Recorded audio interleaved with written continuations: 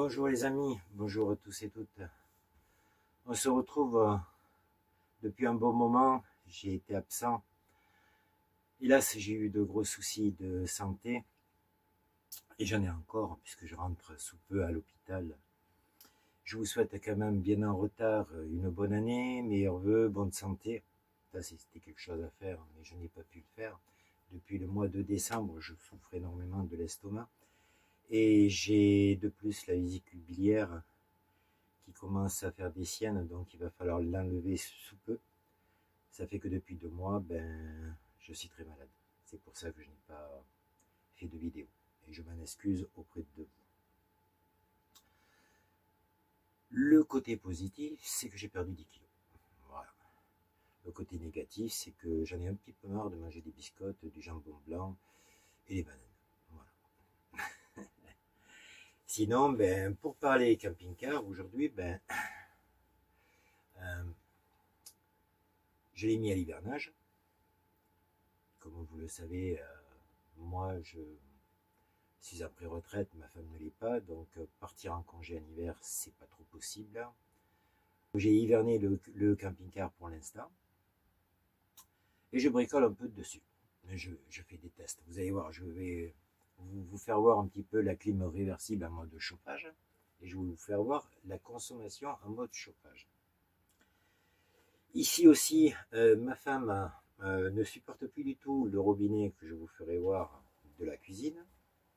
Donc, j'ai acheté un robinet, vous voyez, flexible. Je vous en ferai, dès que je serai sorti de l'hôpital, bien évidemment, une vidéo du montage.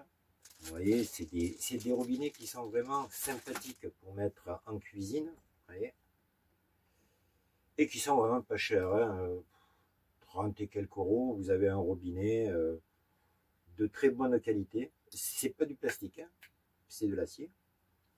Avec évidemment les petites tuyaux de raccord, le système de positionnement et de serrage.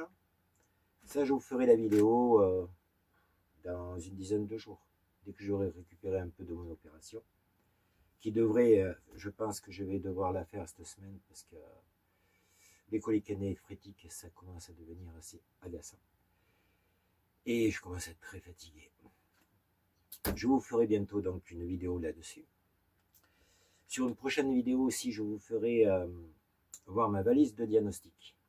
La valise de diagnostic, en fin de compte, c'est une tablette qu'on connecte par Bluetooth sur le véhicule, sur n'importe quel type de véhicule. Quand on a un petit voyant qui s'éclaire et on nous marque en fin de compte sur le compteur défaut moteur ou mise en mode dégradé, c'est-à-dire vous n'avez plus de puissance, vous n'avez plus de ventilo, vous n'avez plus de clim. Quand on va chez le garagiste, automatiquement, c'est pas donné. On vous dit recherche de panne, donc on va passer la valise. Voilà. Sur ce, on vous prend d'office, même qu'il passe que 10 minutes, entre 80 et 160 euros. Que pour ça. Mais il y en a certains qui vous disent « Ah, je ne vous le compterai pas si vous me faites faire la réparation. » Que nenni. Je vous dirai bien dans la vidéo comment fonctionnent nos chers mécaniciens. Il y en a qui sont très bien, mais il y en a d'autres, c'est une supercherie. C'est pour ça que j'ai préféré mieux acheter une valise de diagnostic qui coûte aux alentours de 300 euros, mais qui est très complète. On peut même aller sur internet avec. Je vous ferai une bonne petite vidéo là-dessus. Même à un débutant, il y a la notice technique qui est à télécharger sur internet. C'est très facile à utiliser. Et par contre, c'est très pratique parce que quand vous avez un voyant moteur, vous la connectez sur le véhicule et vous savez exactement ce qu'a le véhicule. Évidemment, ça va vous orienter, supposition vous avez un capteur ABS qui est défaillant, il va vous dire le capteur défaillant avant droit est à remplacer. Vous voyez, ça évite que tout bonnement vous alliez au garage et que vous leur disiez faites-moi un diagnostic du véhicule. Là, vous l'avez déjà, donc vous leur dites changez-moi le capteur. C'est une idée comme tant d'autres, et ça peut être autre chose comme capteur, ou ça peut être n'importe quoi. Mais la valise va déjà vous orienter sur la panne éventuelle de votre véhicule. Voilà. Mais je vous ferai une bonne vidéo là-dessus. Pour l'instant, hélas, je ne suis pas dans l'état de faire des vidéos, comme vous pouvez le constater. je fais cette vidéo pour vous dire que je ne vous oublie pas, que je suis toujours là, mais je ne suis pas en bonne santé pour faire des vidéos sur le véhicule. Sur ce, je vais vous faire voir un petit peu ce que ça donne, la clim en mode chauffage, et vous verrez que la consommation est assez faible. Par contre, en hiver, c'est sûr, vous avez beau avoir, moi, vous voyez, j'ai 440 watts de panneaux solaires. Tout à l'heure, le soleil est tombant, là, et automatiquement, j'avais 2 ampères, 3 ampères de charge. Parce que le soleil, bon, il est presque parti. Avec mon système, en été, c'est vrai que je suis entre 20 et 22 ampères de charge. Un petit peu plus de 300, 330, 340 watts heure. Je dis bien heure. Voilà, de recharge. Pour ceux qui ne veulent pas avoir le décompte en ampères, je préfère mieux l'avoir en watts. Je suis à 300 et quelques watts de charge heure. Pour une autonomie de batterie de 2 fois 150 ampères, ce qui équivaut à peu près 4000 watts, les 2 batteries réunies. Donc, bon, il faut pas mal d'heures pour les recharger. Voilà.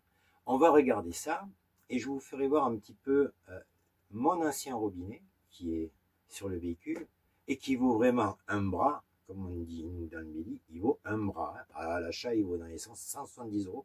Il ne plaît pas à ma femme. Donc, j'ai déjà changé celui de la salle de bain qui était identique.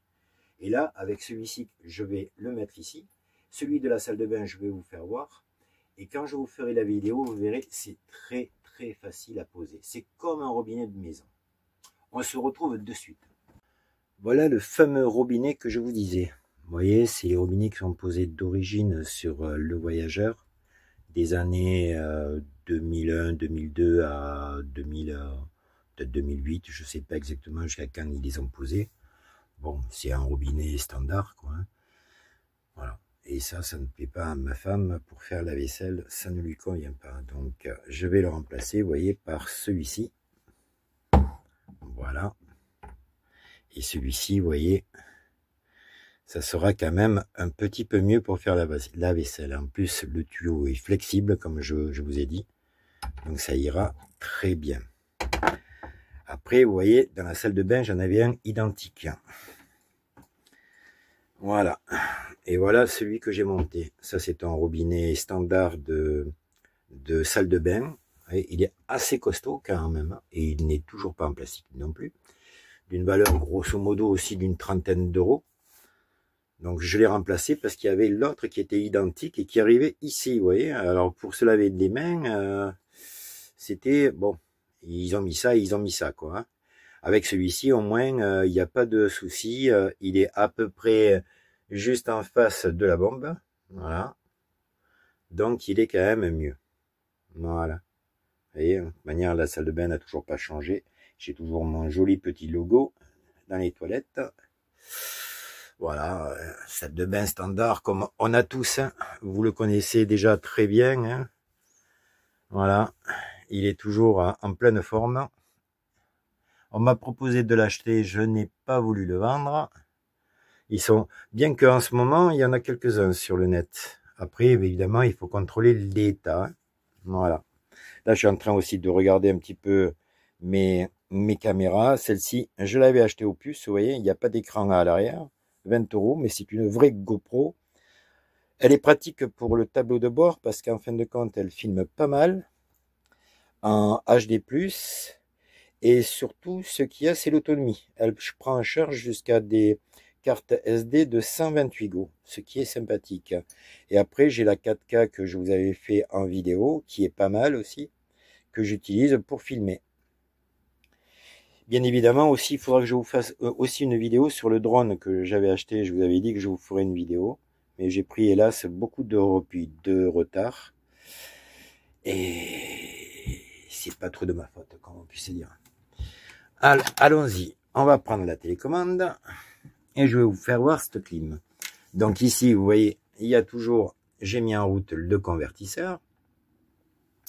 J'ai toujours mon réglage en panneau solaire. Vous voyez, je vous mens pas. À l'heure actuelle, les batteries sont chargées. Donc, je suis à 22,3 volts et je charge plus rien du tout. parce que les batteries sont chargées à bloc. Voilà. Ici, j'ai mon petit cadran, comme d'habitude, de mon convertisseur. Je vous avais fait aussi une vidéo. Là, j'ai mon coulomètre aussi. On le voit mal. Voilà, là, on le voit mieux. Vous voyez, j'ai 300 ampères de batterie. Ce qui équivaut, comme je vous dis, à pratiquement 4000 watts d'autonomie. Bien que, même sur une batterie lithium, je le redirai toujours, ne jamais la vider entièrement. Toujours la laisser à 20%. Et ici, j'ai mon petit tableau, vous voyez, avec ma télécommande, je vais mettre en route le chauffage et on va contrôler la consommation. Donc je l'ai mis pratiquement à fond. Voilà. Je l'ai mis à fond. Donc comme je vous disais, ici, vous voyez, on va monter le chauffage. Donc on est à 17 dans le véhicule. Et la télécommande, je l'ai réglée, voilà, sur 29. Voilà, je la monte à 30. Et on regarde voir ce que ça consomme. Alors, à pleine charge, je suis à 670 watts au démarrage. Après, je vais stabiliser à peu près à 300, on va dire à peu près à 350, 370. Là, pour l'instant, vous voyez, j'ai les deux bouches de sortie. Je commence déjà à avoir de l'air chaud. Voilà. Ça équivaut, comme je l'avais dit dans la vidéo, à un petit chauffage 1000 watts. Par contre, en clim, évidemment, je monte à plus de 2000 watts. Hein, donc, elle fonctionne évidemment bien plus en climatisation qu'en chauffage. Ça, c'est plutôt un chauffage d'appoint. Vous voyez, avec un petit. Mais pour la chambre, c'est suffisant. Peut-être que je mettrai la troisième bouche que je peux mettre dessus. Je vais dire, voyons voir. Peut-être que je la ferai sortir ici. Ou la faire sortir autre part, on verra. Pour l'instant, avec ces deux-là, vous voyez, ça me chauffe. La salle de bain, la chambre. Quand on prend un peu de recul, ici, je peux fermer ma porte. Et j'ai la chambre avec la salle de bain et la douche qui restent au chaud. Voilà. Vous voyez, c'est pas bruyant, hein, si vous entendez. En plus, en ventilation, là, je suis sur 3. Sur 1, on l'entend pratiquement pas.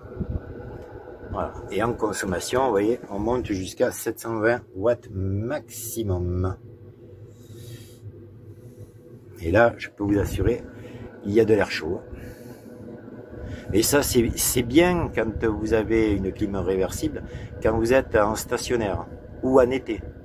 En été, moi, franchement, quand je le mets en mode clim, avec les deux grosses batteries que j'ai, puis les panneaux solaires, je suis bon en autonomie, sans problème.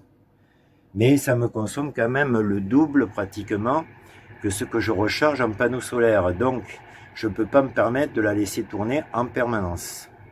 Parce qu'en été stabilisé, la clim consomme comme le chauffage à peu près, on va dire,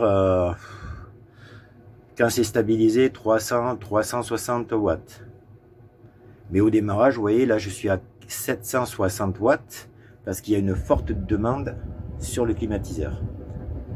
Mais après, au fur et à mesure que la température monte, la consommation descend. C'est un peu comme une clim de maison.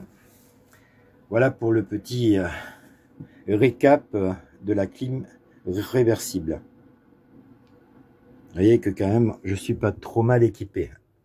Là, ici, j'ai toujours mon éclairage LED qui fonctionne très bien. Ma petite télé, 24 pouces, je vous avais fait une vidéo. Mon tableau de bord. J'ai laissé Laurence de Noyer. Bon, je suis un peu nostalgique de cette époque, donc je l'ai laissé. Mais comme je vous dis, en ce moment, il y en a quelques-uns qui se vendent à des prix très bas. Après, il faut voir aussi l'état général du véhicule. Voilà. Ben, on va se retrouver pour le petit final. Et là, si vous m'excuserez encore, je ne peux pas vous faire une vidéo très détaillée. Je ne suis pas en état. À tout de suite. Bien, je vous ai fait un petit aperçu de ce qui nous attend dans le mois à venir, dans ce mois-ci. Et j'espère en tout cas que vous avez passé de bonnes fêtes. Moi, je vous dis, ça a été plutôt régime. Et j'espère vous retrouver bientôt pour une prochaine vidéo. Et j'espère que les choses iront mieux pour moi. Parce qu'il faut vraiment que je me soigne. On va dire ça. Ensuite, pour le camping-car, ben, ma foi, vous voyez, je serai prêt à mettre en route le moteur et à partir de suite. Mais bon, on ne peut pas toujours faire ce que l'on veut. Je vous souhaite donc une bonne soirée. À très bientôt les amis. Pensez à mettre un petit pouce sur la vidéo. Pour les nouveaux abonnés, encore merci de votre venue. Nous sommes bientôt à 1000 abonnés. Et je peux vous assurer que quand j'atteindrai les 1000 abonnés, j'aurai, comme je vous ai dit et que je vous ai redit, toutes les options de la chaîne. Donc je pourrai faire de meilleures vidéos. À l'heure actuelle, il nous manque à peu près 140 abonnés, 145 abonnés.